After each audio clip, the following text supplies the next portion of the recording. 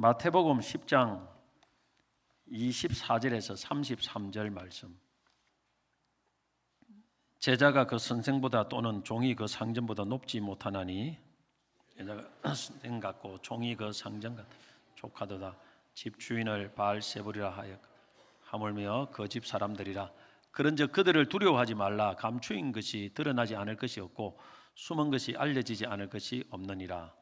내가 너에게 어두운 데서 이르는 것을 강명한 데서 말함. 너희가 귓속말로 듣는 것 지위에서 전파하라. 몸은 죽여도 영혼은 능히 죽이지 못하는 자들을 두려워하지 말고 오직 몸과 영혼을 능히 지옥에 멸하실 수 있는 이를 두려워하라. 참 소련에 발리잔. 그러나 너희 아버지께서 허락하지 아니하여 그 하나도 땅에 떨어지지 아니. 너희에게는 머리들까지 다 세신 바 되었나니 두려워하지 마. 너희는 많은 참새보다 귀한. 누구든지 사람 앞에서 나를 시인하면 나도 하늘에 계신 내 아버지 앞에서 그를 시인할 것이요, 누구든지 사람 앞에서 나를 부인 나도 하늘에 계신 내 아버지 앞에 그를 부인하리라. 아멘. 세상을 두려워하지 말고 하나님을 두려워하라 라는 제목으로 말씀 전하겠습니다. 오래전의 일인데 성도의 집에 가서 여러 교육자들과 같이 이제 식사를 대접을 받았는데 고기를 굽고 이제 고기를 구우니까 고기를 쌈에 싸 먹어야 될 거 아닙니까? 그런데 그 쌈 중에 기억은 상추는 아닙니다. 상추는 아닌데 특별한 쌈인데 그 쌈 중에 그걸 내놨더라고. 근데 그 같은 쌈인데 이게 두 종류의 쌈을 내놨어요. 하나는 자연산이고 하나는 재배하는 재배종입니다. 어느 것이 맛있겠습니까? 자연산을 딱 먹으면 그건 향도 좋고 쌉싸리한 향이 나는데 맛도 좋고 모든 게 뛰어나요. 근데 똑같은 종류인데 재배종을 딱 먹어보니까 네 맛도 내 맛도 없어요. 이게 막 맛이 그렇게 향도 그리 강하지 않고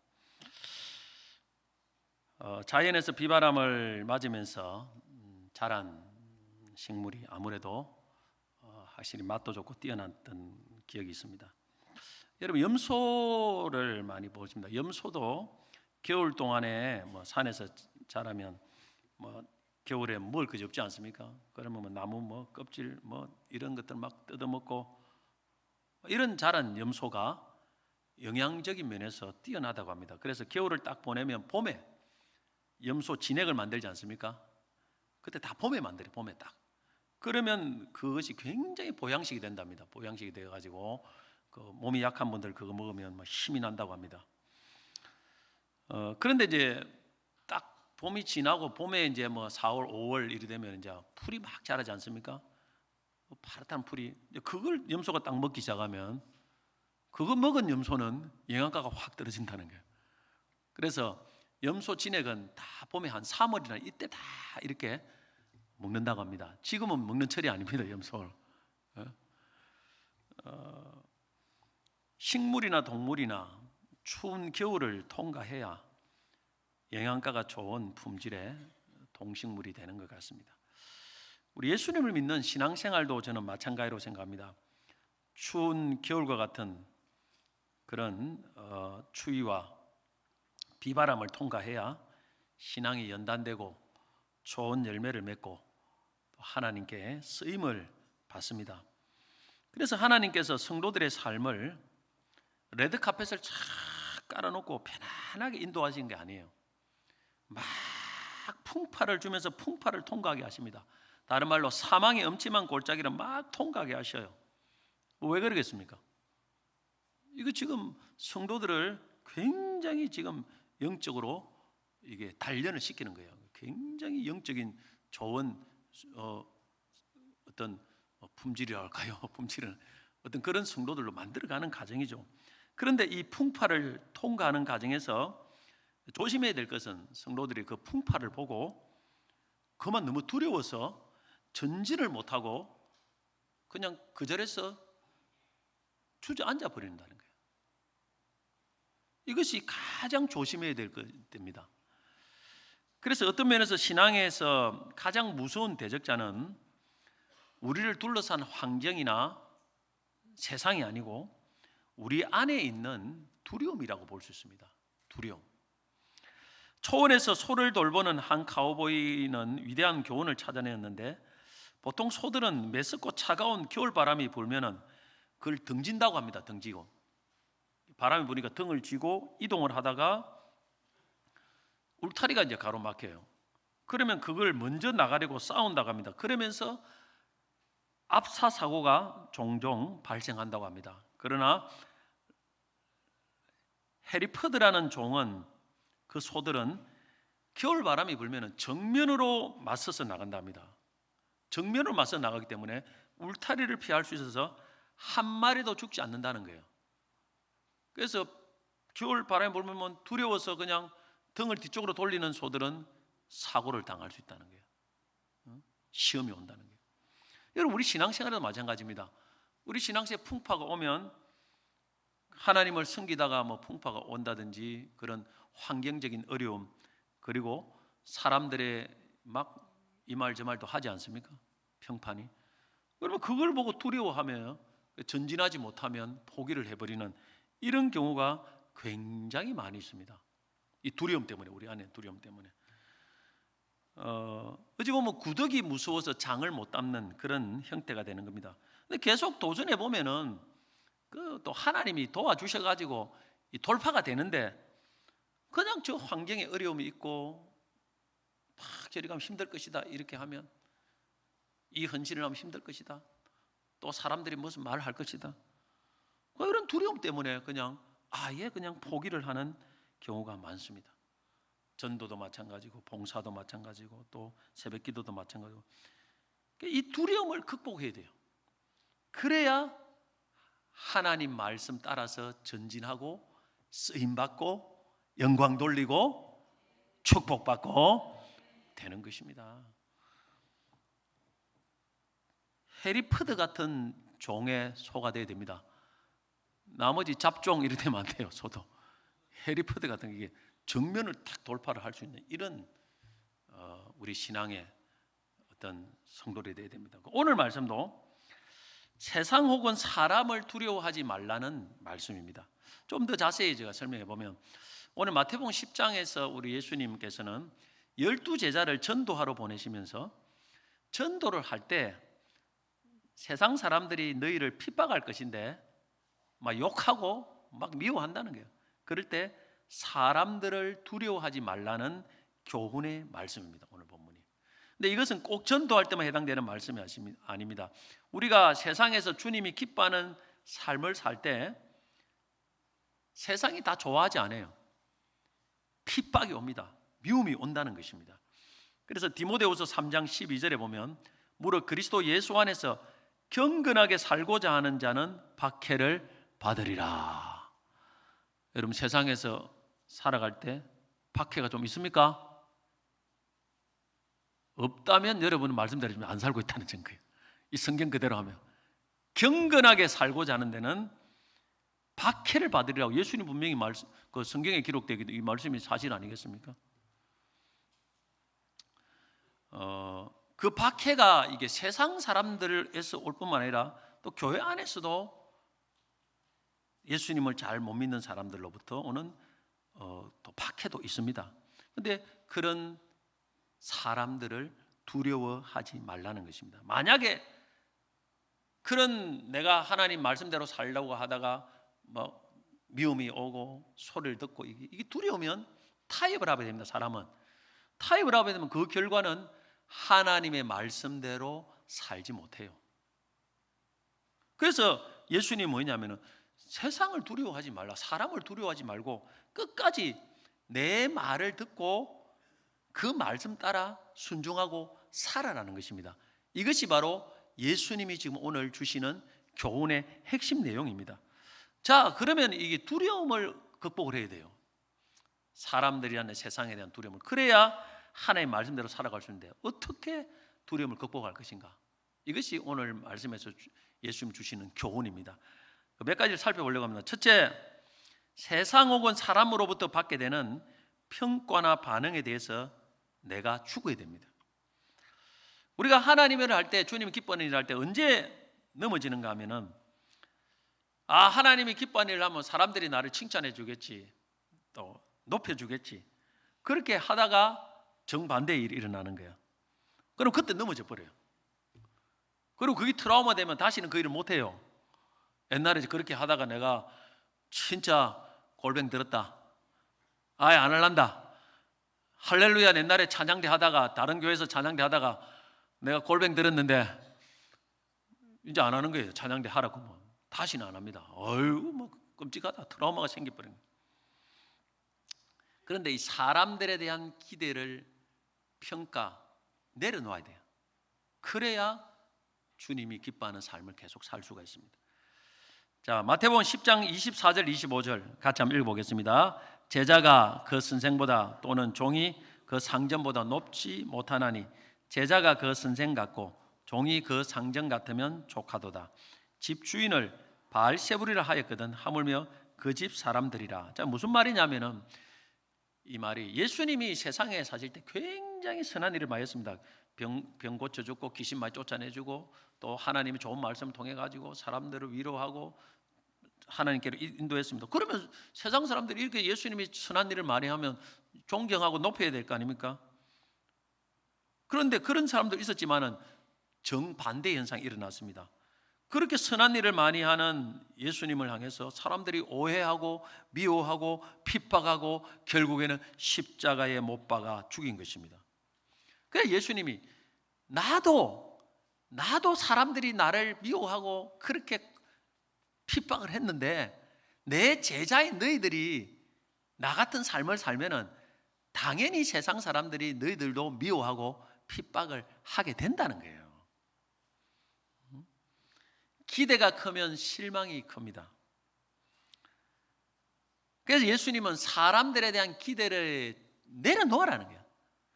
대신 오히려 그들로부터 받게 될 고난을 예수님이 예고한 것입니다. 예측된 고난은 미리 인지하고 대비할 수 있지만은 생각하지 못한 고난은 갑작스럽게 찾아오기 때문에 심리적 충격이 큽니다. 예를 들어 나이 많은 어르신들이 뭐 시름시름 4년 5년 앓다가 돌아가시면 아유 뭐 이제 언젠가 돌아가시지 않겠네, 마음의 준비를 하지 않습니까? 돌아가시면 뭐 그렇구나 생각은 넘어가는데 예를 들어 세월호 같이 어린 애들이 뭐 배 타고 가다가 사고를 당했어요. 너무 예측이 안 되지 않습니까? 그런 청천벽력이죠. 그런 고통이 엄청 강한 거예요. 우리가 좋은 기대를 하다가 기대와는 정반대의 일이 생기면 너무너무 힘든 거예요. 그냥 그걸 포기하는 거예요. 우리 결혼도 보면 어떤 사람은 야 결혼만 하면 이제 막 이제 내 인생에 이제 한이문이 열리고 이제 항상 뭐 좋은 일만 있고 천국 반천국 같은 삶이 되겠다 이렇게 생각하는데 막상 딱 해보면 아니거든요. 왜 이리 부딪히는 길이 많나? 그러면서 사람들이 이 기대와는 정반대 일이 생기니까 거기서 너무 실망을 하고 그냥 포기하는 사람들이 많다는 거예요. 그래서 예수님은 우리가 말씀대로 산다고 세상이 다 좋아하지 않는다, 핍박하고 미워하는 사람들이 수두룩하다는 거예요. 그 예고를 해주는 거예요. 예고편 그죠? 여러분들이 영화라든가 이런 거 보고 예고편 보죠? 예고편 보고 나면 예고편에 나온 게 그대로 보면 이게 원래 이래서 나오는구나 짐작이 될 거 아닙니까? 그 예수님이 예고를 하고 이런 일을 당하면 올 것이 왔다 생각하고 잘 견디라는 거예요. 두려워하지 말고. 여러분 우리가 하나님이 기뻐하는 일을 하면 여러분 참 칭찬이 많아야 되는데 반대 현상이 일어날 수 있습니다. 안 좋은 소리를 들어날 수 있어요. 세상뿐만 아니라 교회 안에서도 그런 일이 일어날 수 있습니다. 그런 사람들의 어떤 소리에 내가 죽어야 돼요. 그래야 두려움이 없이 하나님의 말씀대로 살 수 있습니다. 돈에 죽으면요, 돈이 없어져도 두려움이 없어요. 세상 명예에 죽은 사람은 내가 명예를 잃어도 어차피 나는 거기서 뭐 죽었는데 아무렇지도 않아요. 근데 내가 흔들린다는 것은 거기에 대한 집착이 있다는 증거예요. 돈 많이 벌어가지고 잘 살아야 돼, 편하게 살아야 되다가 돈이 안 벌려요. 그러면 이거 엄청난 충격이 있는 것입니다. 죽어야 되는 거예요. 죽어야 돼요. 그래야 두렵지 않고 하나님 앞에 명령에 순종할 수 있다는 겁니다. 5만 번 기도 응답을 받은 고아의 아버지 조지 물러는 일생을 수천 수만 명 이상의 교화를 키웠습니다. 위대한 일을 했어요. 말년에 그가 어떻게 평생 그런 일을 할 수 있게 됐느냐는 질문에 이런 대답을 했습니다. 이 조지 물러가 죽었기 때문입니다. 이렇게 했어요. 즉 평판, 선택, 좋은 것과 싫은 것, 원망 등에 대해서 죽었다고 생각했습니다. 또한 이 세상의 칭찬이나 비난에도 죽었습니다. 제가 두려워했던 것은 하나님의 책망이었고 제가 원했던 것은 하나님의 칭찬이었습니다. 그러자 인생이 저도 모르게 달라졌습니다. 조지 물러의 가장 성공, 신앙생활의 성공의 원인이 다른 게 아니에요. 자기가 죽었다는 거예요. 여러분 세상 사람들이 뭐 한마디 하면 막 예민해가지고 막 아이고 잠도 못 자고 이런 사람 큰일 하겠습니까? 절대 못 합니다. 그러면 사단이 그 사람을 알기 때문에 막 거짓말을 갖고 막 평판을 일으켜요, 막 풍파를 일으켜요. 금방 넘어져 버려요. 그럼 우울증 오고 공황장애 오고 넘어져 버립니다. 죽어야 돼요. 그러니까 내가 칭찬도 내가 자꾸 원하면 안 돼요. 그냥 칭찬해도 죽고 칭찬해도 너무 막 흥분해가지고 막 좋다고 막 설레고 롤러코스터 타듯이 올라가면 안 돼. 그냥 또 죽고 또 비난해도 죽고. 오직 내가 두려워할 것은 조지 물러처럼 하나님의 책망이고 자기가 원했던 것은 하나님의 칭찬이에요. 그래야 묵묵하게 어떤 상황에도 하나님의 말씀 따라 살 수 있지 않겠습니까?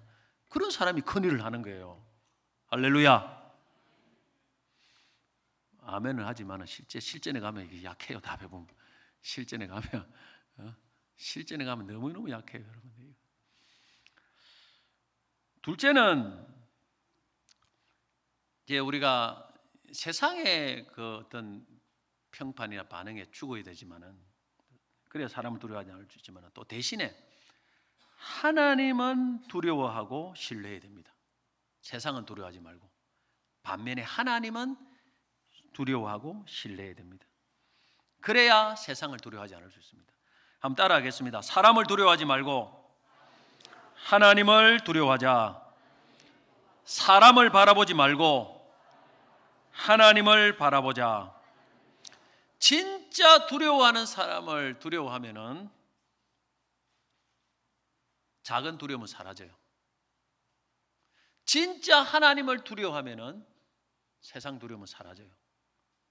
근데 하나님을 두려워하지 않으면 온통 세상이 두렵습니다. 예전에 고등학교 때 우리는 부르 선생님이 막 공포의 대상이에요. 매 시간 시험입니다. 시험해가지고 무조건 뭐 문제도 엄청 내요. 그냥 주관식으로 불어. 3개 이상 틀리면 무조건 어마어마하게 두드려 맞습니다. 그러니까 모든 전 학생들이 불어 시간만 오면 그 앞에 전 시간을 공부 안 하고 불어 공부해요. 뒤에서 이래가지고 공포의 대상이니까 불어만 시간만 피하면 된다. 그리고 성적이 올라가는 거예요. 지금도 그때 했던 게 막 기억이 나요. 불어가 뭐 깰루주르에서 오주르디 이렇게 불어. 그러니까 오늘은 무슨 날이니까 그 내가 보면 그 뭐 빵집에도 뚜레주러 이것도 불어가 불어. 에브리데이 매일 뚜레주러라는 날이거든요. 그때 다 비운 것들이 다. 하도 막 진짜 막 공포의 대상이에요. 우리가 진짜 두려워할 사람을 두려워하면 나머지 두려움은 그냥 아무것도 사라져 버린다는 거예요. 제가 신학을 대학원을 이제 들어갔는데 일반 대학 다니다가 참 신학을 가면서 참 목사 되는 게 참 두려웠습니다. 왜냐하면 우리 집은 예수를 안 믿는 집안이니까. 이게 뭐 앞이 캄캄한 거예요. 우리 아버지가 뭐 장로도 아니고 집사도 아니고 성도도 아니에요. 우리 어머니도 마찬가지. 야, 이 기도 누가 해줄 사람도 없고 이게 진짜 막 우리 아버지 맨날 술만 먹는 사람인데 이게 뭐 보통 문제가 아니야. 그래 앞이 갈기지 가시 밝기 같아. 가시 밝기 빽 있는 것도 아니고, 그죠? 뭐 빽이 있어가지고 뭐 이 속에 나는 그런 거 하나도 없거든요. 그래 난 참 포기를 안 가려고 아무리 했는데 이제 이 환경에 대한 두려움이 굉장히 많았습니다. 환경에 대한 내가 처해 있는 환경. 그런데 그보다 더 큰 두려움이 있었어요. 내가 이걸 안 가면 하나님이 나를 그냥 안 두실 것이다. 내가 가면은 이게 가시밭길이라는 게 뻔한데 이 두려움이 있는데 안 가면 하나님이 나를 그냥 안 두실 것이다. 어마어마한 그런 강력한 그게 있었어요. 하나님 앞에. 그래서 내가 하나님께 한 1년 가까이를 하나님 내게 이 부담을 없애달라고 부담을 없애달라고 그렇게 하나님께 계속 기도를 가까이 했어요. 도저히 안 되겠습니다. 이거 하나님 나를 막 짓누르는 거예요. 이렇게 짓누르니까. 근데 결국 하나님에 대한 두려움이 훨씬 컸어요. 그래서 이쪽으로 가면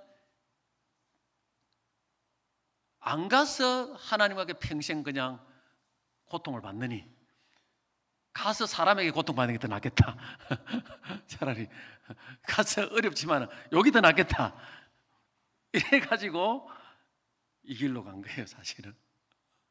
그러니까 나는 이게 뭐 사람들이 소명 헷갈리 샀는데 너무 강력하게 나는 증거를 가지고 하나님이 이렇게 했기 때문에 내가 소명에 헷갈리는 사람들부터 이해를 못 하는데 나는 막 하나님이 누르는데 막 엄청나요, 엄청나. 하나님의 두려움이 흠집 컸기 때문에 내 인생의 최대의 터닝 포인트를 한 거예요, 사실은. 지금도 마찬가지로 내가 부교육자 할 때도 어떤 데는 이 교회를 떠나야 되겠다는 마음들을 때로는 했어요. 어떤 교회를 떠나야 되겠다. 근데 하나님이 허락을 안 해요. 기도는 허락을 안 해. 야, 이 떠나야 되겠는데 허락을 안 해요. 어떻게 하겠습니까? 그게 눌러 앉았어야 돼. 하나님이 두렵기 때문에. 내가 하나님이 허락을 안 받고 내 마음대로 움직이면요, 하나님이 내 인생 그 다음부터 무슨은 떠날 수 있죠. 그러나 그때부터 내 인생 꼬이는 거예요. 그냥 하나님이 가만 안 두는 거예요. 하나님에 대한 두려움이 굉장히 커가지고 한 번도 내 뜻대로 이렇게 한 적이 없습니다. 그냥 힘들면 힘든 대로 참고 견디고 그런 세월을 보냈어요, 사실은. 오늘도 우리가 주님 앞에 하나님이 내게 어떤 헌신을 맡길 때 이걸 하면 내가 내 삶에 고통을 당하는 두려움이 있습니다. 이걸 하면 분명히 어려워요. 뭐 구역장을 한다든지 부장한다든지 진짜 힘든 일이 있어요, 사람을 다루는. 그런데 그것이 정말 하나님이 내게 맡기신 일이라면 그걸 하지 않았을 때 하나님이 과연 나를 어떻게 하겠느냐, 이런 두려움이 있느냐는 거예요. 사람들은 그걸 모른다는 거예요. 그것 때문에 하는 거예요. 그것 때문에. 하나님에 대한 두려움 때문에 여러분 사람에게도 잘하는 거예요. 부모에게도 잘하는 것입니다. 시자 들린 사람에게도 잘하는 거예요. 하나님에 대한 두려움 때문에. 여러분 아시겠습니까? 하나님에 대한 두려움이 있어야 말씀대로 순종하는 것입니다. 안 그러면 내 마음대로 해요. 그러면 제가 장담합니다. 절대 하나님의 복이 없습니다. 마음대로 해보세요. 그럼 하나님도 마음대로 하십니다. 사람에게 맞추려고 하면은 하나님의 불순종은 일시적인 어려움은 해결되지만은 그것 때문에 하나님과 틀어져서 오랜 기간 하나님으로부터 고통을 받을 수 있습니다. 그러나 주님의 뜻대로 나갈 때는 일시적인 어려움이 있어요. 그러나 하나님이 내 편이 되면은 장기적으로는 형통의 복을 누립니다. 할렐루야. 그럼 어떤 하나님을 두려워하고 신뢰해야 됩니까? 첫째, 하나님 공의의 하나님의 통치를 두려워해야 됩니다. 하나님은 공의로우신 분이십니다. 믿으시죠? 이건 뭐 안 믿는 사람 없겠죠? 아멘이 별로 시원찮아요. 하나님은 공의로 세상을 통치합니다. 그럼 하나님의 공의란 뭘 말할까요? 이거 여러분들이 명확하게 이게 파악이 안 되는 분들 말이에요. 하나님의 공의에 대해서 성경 데살로니가후서 1장 6절부터 8절은 정확하게 하나님 공의에 대해서 설명합니다. 너희로 환난을 받게 하는 자들에게는 환난으로 갚으시고 환난을 받는 너희에게는 우리와 함께 안식으로 갚으시는 것이 하나님의 공의시니. 자, 하나님의 공의는 딱 크게 두 가지로 간단히 설명했습니다. 다른 사람을 괴롭히는 사람은 한마디로 특별히 이제 성도를 괴롭히는 사람은 하나님이 너도 내가 고통을 주겠다는 거예요. 네가 다른 사람에게 했기 때문에 나도 너에게 고통을 주겠다. 그 다음에 내가 하나님의 말씀대로 살다가 억울하게 고통받았어요. 그러면 하나님이 너에게는 안식을 주고 위로를 줘서 보상을 해주겠다. 이것이 하나님의 공입니다. 쉽게 말해서 심은 대로 거두게 하시는 것이 하나님의 공입니다. 이해됩니까? 잘 심어야 됩니다, 여러분. 내가 지금 심는 것이 나의 미래를 결정하며 나의 앞으로 몇 년 후, 10년, 20년 후를 결정합니다. 잘 심어야 됩니다. 말도 잘해야 됩니다. 지금 놀면은 나중에는 공의 하나님이 거둘 게 없어요. 목회자들 놀면은 절대 교회 봉헌 안 합니다. 노는 사람 있을 수 있습니다. 많아요, 사실. 절대 교회는 봉헌 안 해요. 공의 하나님 그렇게 하지 않아요. 성도들도 맡은 일에 충성하지 않고 놀면은 절대 하나님이 그 심은 대로 거두게 합니다. 남에게 피해를 줘요. 욕하고. 그러면 반드시 돌려받습니다. 누가 그렇게 하느냐 하면은 하나님이 그렇게 하셔요. 통치를 하셔요. 부모에게 잘못해 보세요. 그러면 여러분들이 꼭 그런 사람을 만납니다. 그런 사람 만나요. 그런 며느리를 맡든지 그런 자녀를 만나든지 그게 하나님의 공이에요. 그래서 하나님이 두렵기 때문에 마음에 안 들더라도 부모를 공경해야 돼요. 할렐루야. 여러분 하나님의 공의를 이해를 못하면 절대 신앙은 꼬입니다. 여러분 잘 기억하셔야 돼요. 사람들을 모질게 대하면 안 돼요. 긍휼히 대해줘야 돼요. 여러분 그러면 하나님도 내가 잘못했을 때 긍휼히 대해 주십니다. 그래서 이것이 팔복 중에 하나예요. 긍휼히 여기는 자는 긍휼히 받는다. 이 공입니다. 하나님이 이렇게 통치를 합니다. 세상을. 자, 마태복음 10장 26절 27절 같이 한번 읽어보겠습니다. 그런즉 그들을 두려워하지 마라. 감추인 것들이 드러나지 않을 것이 없고 숨은 것이 알려지지 않을 것이 없느니라. 내가 너에게 어두운 데서 이르는 것을 강명한 데서 말하면 너희가 귓속말로 듣는 그런 것을 집 위에서 전파하라.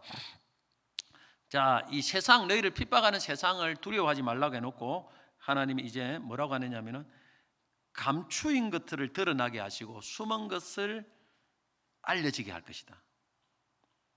이렇게 말합니다. 이 감추이고 숨은 것이 뭡니까? 이 하나님의 진리, 복음이에요. 자, 제자들이 복음을 전합니다. 그런데 세상 뭐라고 하냐면 이거 거짓말로 여겨요. 핍박을 하거든요. 근데 하나님이 언젠가는 진리와 거짓, 선과 악을 드러낼 것이라는 거예요. 그들이 복음을 짓누를 때는 그들이 진리처럼 여겨요. 공권력으로 짓누르고 정치적 힘으로 짓누를 때는 그들이 진리처럼 보입니다. 근데 하나님은 드러내게 하시는 거예요. 드러내게. 너희가 전한 복음이 진리가 진짜 하나님이 진리라는 것을 드러내고 그렇게 할 때 하나님께서 너희들을 핍박한 자들을 들어간 나중에는 부끄러움과 수치와 고난을 당하게 할 것이고 복음을 진리를 전한 너희들은 하나님께 인정받고 상을 받게 할 것이다. 그 말이에요. 사실은 드러내게 하는 겁니다. 이게 하나님의 공입니다. 이 시대도 무엇이 선인가 악인지는 혼란스럽습니다. 뒤죽박죽이에요. 법원의 재판도 100% 신뢰할 수 없습니다. 그러나 최종 재판장이신 하나님이 드러내게 하십니다. 여러분 이 법원이 대법원에서 판결 냈다 이게 최종이 아니에요. 최종 판결 하나님이 공의로 합니다. 공의로 해요. 잘못 판단하면 그 판사들도 하나님이 심판을 하고 드러내게 하는 거예요. 이것이 뭐냐면 하나님의 공의 하나님입니다. 최종 종결자는 하나님이시라는 그 하나님을 두려워하라는 거예요. 법을 교묘하게 싹 피해가지고 하면 하나님 모를 줄 압니까? 다 알고 있어요. 그래 나중에는 하나님이 딱 그렇게 합니다. 공의의 심판대로 하나님께서. 주의 일을 할 때도 우리가 사람의 평가를 때로는 참 평가 힘을 잃고 두려워할 때가 있습니다. 그러나 그것이 최종 평가는 아니에요. 그걸 너무 두려워하지 마세요. 하나님이 나중에 다 드러냅니다. 드러내고 내가 정말 양심적으로 진심으로 하나님을 기뻐하는 일을 했으면 하나님이 다 드러내는 거예요.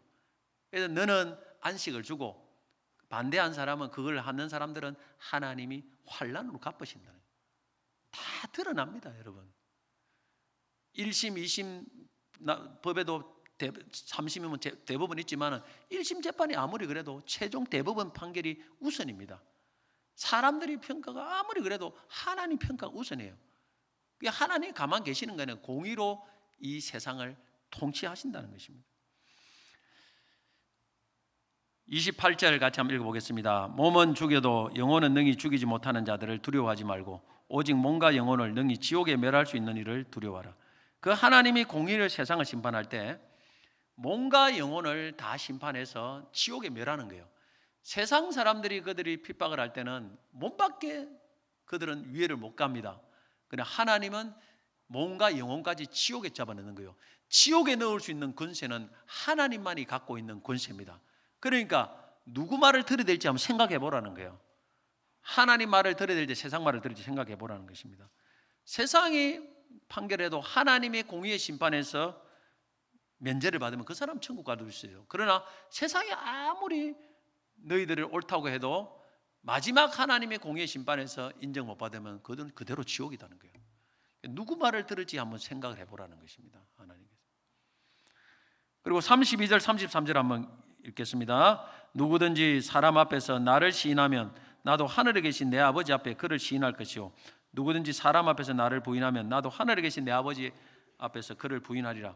마지막 주님의 공의의 심판은 우리가 한 대로 심은 대로 거두는데, 그 중에 하나가 어떻게 하느냐면은 사람 앞에서 우리가 예수님을 시인했는가 부인하는가에 따라서 예수님도 마지막에 하나님 앞에서 우리를 네가 한 대로, 네가 나를 시인하면 나도 시인해주고 하고 네가 나를 부인하면 나도 부인하고, 이거는 제자들에게 준 말씀이에요. 내 말을 들어 내가 시킨 대로 하라는 거예요. 근데 여기서 중요한 것은 하나님의 심판이 사람 앞에서 우리가 예수님에게 행금한 대로 예수님이 심판하겠다는 것입니다. 사람 앞에서, 여러분 교회 안에 말고 이 사람이라는 건 세상 사람입니다. 세상 사람 입 딱 닫고 예수 안 믿는 척 하면 안 돼요, 절대. 그럼 예수님도 우리 앞에서 오면 절대 우리를 시인하지 않는 거예요.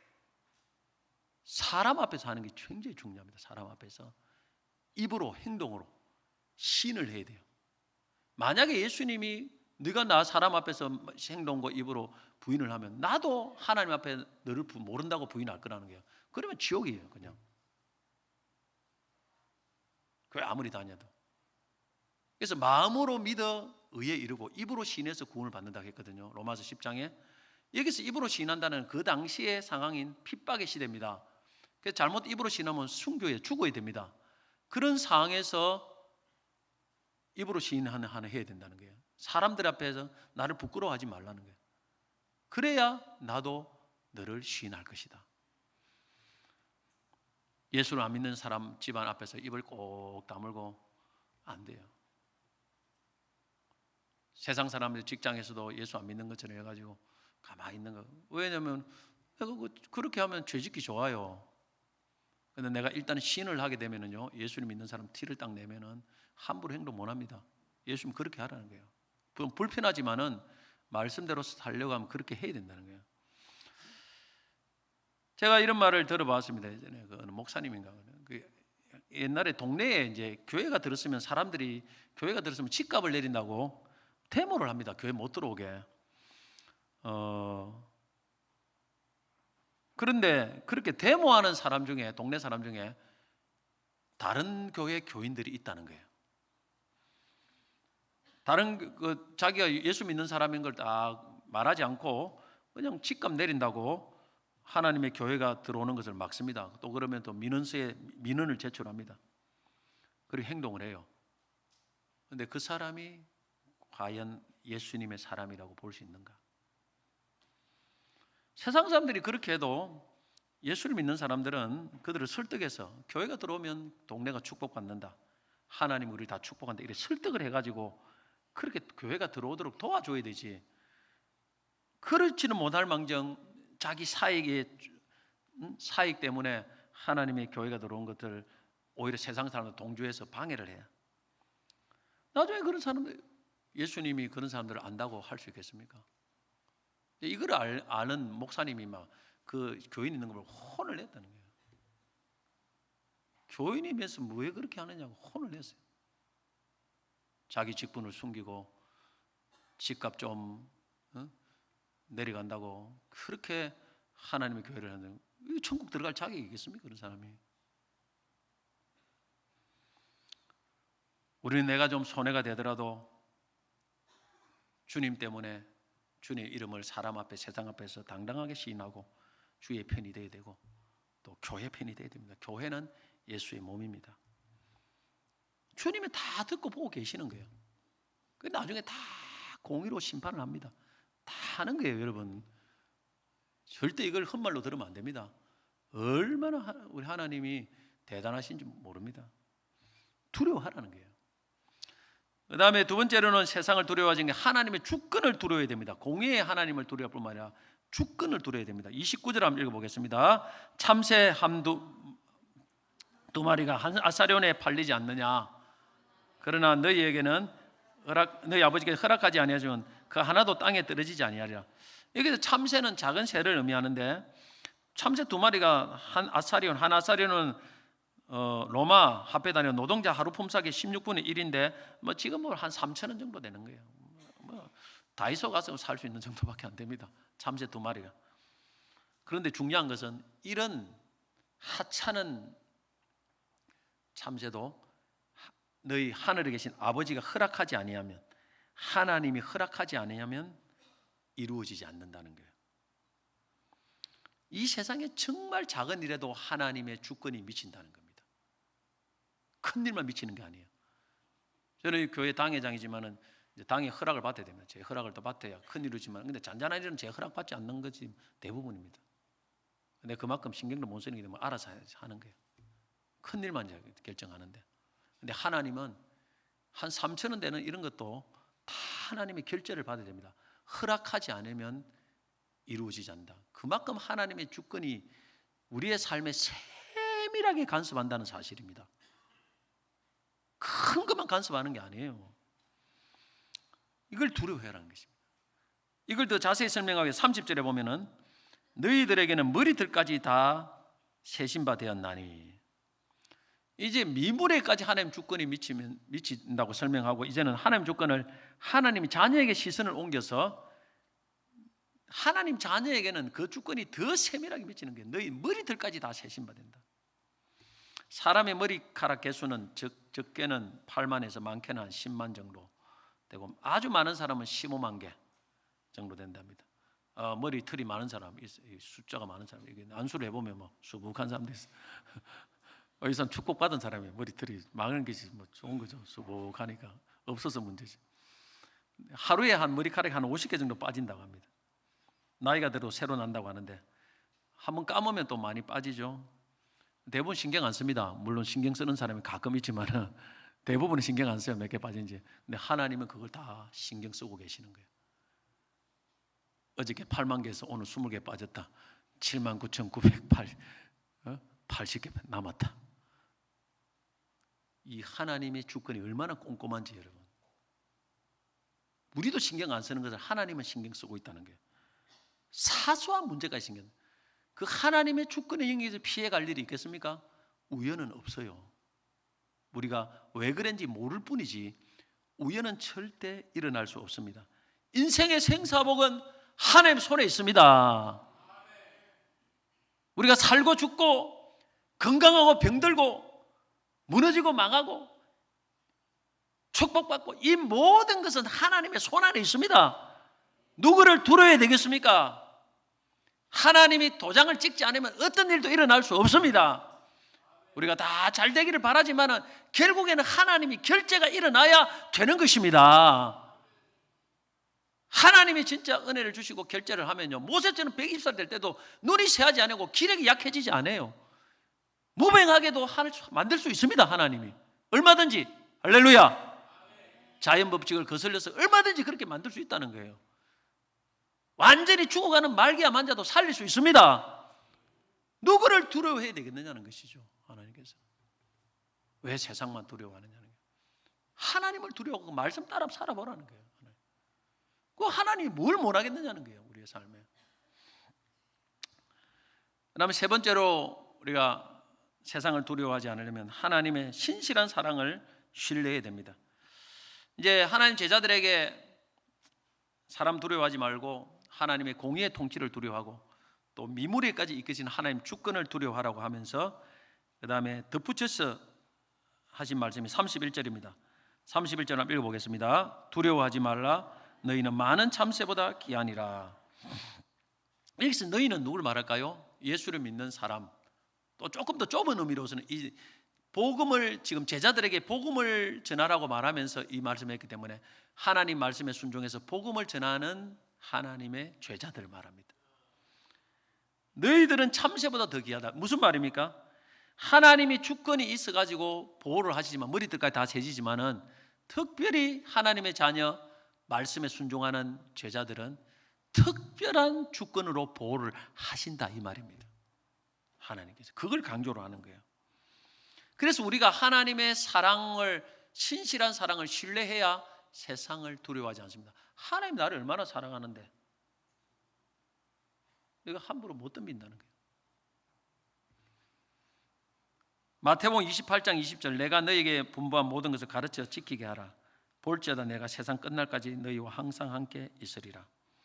하나님의 말씀을 따라서 순종하고 말씀 전하는 사람의 특별한 보호를 명령해 놨습니다. 그러면 세상을 두려워하지 않습니다. 우리가 하나님의 사랑과 보호를 의심하면 두려워해요. 내가 나를 지켜야 되는데 근데 하나님 나를 지킨다고 하면 뭐가 두렵겠습니까? 그 사람은 하나님과 나를 헤아려다가 하나님이 가만두지 않는다는 거예요. 그래서 시편 118편 6절에 보면 여호와는 내 편이시라. 내가 두려워하지 아니하리니 사람이 내게 어찌할까. 하나님의 사랑을 깊이 신뢰하면 사람을 두려워하지 않습니다. 그럼 이런 질문이 있습니다. 그러면 하나님의 자녀라고 또 복음을 전하는 선교사라고 때로는 교통사고 만나고 암 걸리고 병 들고 그런데 왜 그렇게 하나님 그렇게 하십니까?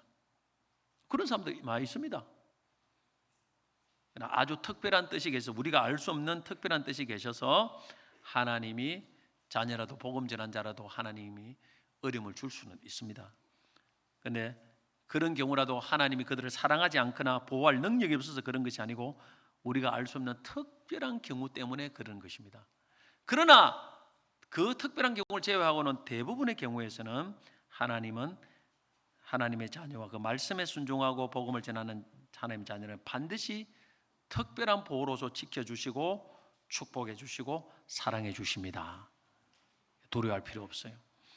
이무웅 목사님 설교에 있는 예를 보면 물가의 신기훈 교회에 담임하는 윤성호 목사님이 전국의 전도왕 50명을 찾아가서 간증을 듣고 내린 공통적인 결론을 4가지를 소개하는데 전도왕이라고 하면 전도를 엄청나게 한 몇백 명씩 하는 사람들이에요. 이런 사람들은 그는 한 명도 아니고 50명을 조사를 해놓으니까 결론 4가지가 있더랍니다. 첫째, 경제적인 복을 받았다. 둘째, 병고침을 받았다. 셋째, 별 볼 일 없는 사람이었는데 유능한 자가 되었다. 넷째, 자신이 엄청난 변화를 체험했다는 것입니다. 그리고 결론이 뭐냐면은 전도보다 빠른 축복은 없다. 이게 윤승호 목사님 내린 결론. 한국의 전도왕 50명을 조사를 했던 이런 4가지 결론 나오더랍니다. 이 말씀대로 하나님 특별한 보호가 있어요. 물론 예외는 있겠지만. 그래서 여러분들이 하나님을 두려워하고 신뢰해야 된다는 것입니다. 말씀 맺겠습니다. 세상을 두려워하지 말고 하나님을 두려워하시길 바랍니다. 그래야 그리고 말씀에 순종하십시오. 그래서 이걸 위해서 먼저 세상과 사람들의 평판과 반응에 내가 죽어야 됩니다. 다 내가 죽어야 돼요. 그래야 흔들리지 않고 하나님의 말씀대로 살아가십니다. 둘째는 진짜 두려워할 자이신 하나님을 두려워해야 됩니다. 먼저 하나님의 공의의 통치를 두려워해야 됩니다. 심은 대로 거두게 하십니다. 하나님은 반드시 선과 악을 드러내십니다. 숨겨진 부분들 드러내시고 그리고 환난을 당하게 한 자는 환난을 갚으시고 주님 때문에 환난 당한 자는 욕 들어먹은 자에는 위로하시고 안식을 주시는 것이 하나님의 공의십니다. 둘째는 온 세상의 생사복을 주관하는 하나님의 주권을 두려워하시기 바랍니다. 가장 작은 거 하나라도 하나님은 주권적으로 다스립니다. 셋째는 성도를 향한, 특별히 전도자를 향한 하나님의 사랑을 신뢰하시기 바랍니다. 세상을 두려워하지 마시고 오직 하나님 말씀대로 살아가는, 그래서 하나님 주시는 형통의 복을 누리는 그런 우리 귀한 성도님이 되시기를 주의 이름으로 축복합니다.